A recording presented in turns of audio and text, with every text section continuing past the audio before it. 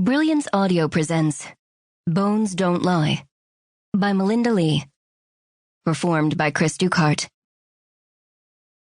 Bangs and muffled screams sounded from inside the trunk of the Buick.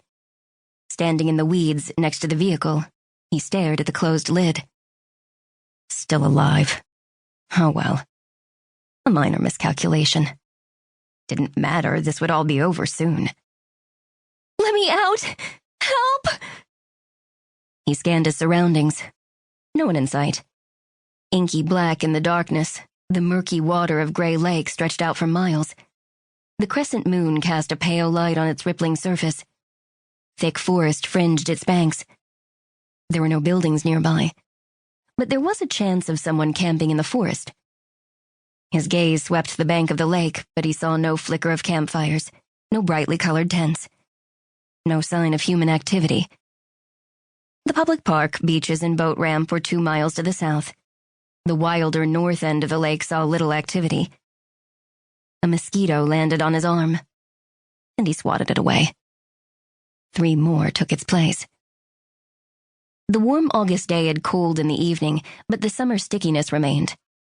Frogs croaked and something small splashed. The tall grasses around the lake buzzed with insects. To the billion gnats and mosquitoes that lived here, his warm body was a free meal. You can't do this! The pleas for help triggered no guilt. No remorse for the series of events that had led him to this moment. His only regrets were the risk and inconvenience he'd brought upon himself. But then his lack of conscience was one of the reasons he was here in the middle of the night. He'd done things tonight he couldn't undo. Things that would ruin his life if anyone knew. His only option was to clean up the mess. Besides, he'd be lying if he denied that killing a person wasn't exciting. He wasn't planning on doing it again, but there was a thrill, deep in his veins, over the control, the sense of power that came from extinguishing another human life. More banging from inside of the trunk. The vehicle creaked as weight shifted. Something metal struck the underside of the lid. Tire iron? Like that would do anything. Please, I'll do anything, please, let me out.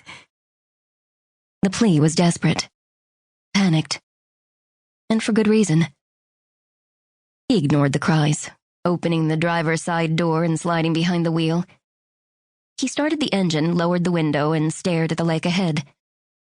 The bank fell away on a steep grade. He knew the lake's bottom sloped to match the rapid descent. The water grew deep, quickly.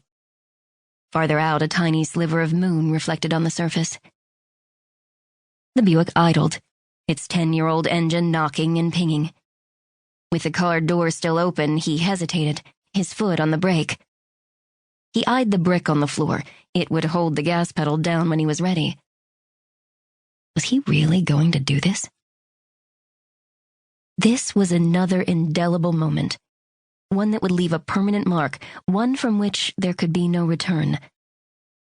Unlike his impulsive action earlier this evening, this decision was born of careful thought and consideration. This was a conscious act. This was cold. Calculated. Murder. But what were his options? Admit his guilt? Go to prison? Ruin his entire life? Hell no, he had plans. Which meant he really had no options at all. Bending forward, he positioned the brick on the gas pedal, then sat up and shifted into drive. When he eased his foot off the brake, the car rolled down the slope toward the lake. But the Buick wasn't going fast enough for momentum to carry it fully into the water. He pressed on the brick with the ball of his foot, and the car leaped forward. A muffled scream sounded from the trunk. He pushed himself from the moving vehicle. As soon as his shoulders hit the damp ground, he rolled. Thick grass cushioned his impact. He tumbled over a few times and slid over a rock, a quick jolt of pain zinging through his elbow. He came to a stop, sat up, and took stock by moving his arms and legs. All good. He'd get through this night with no more than a few bruises.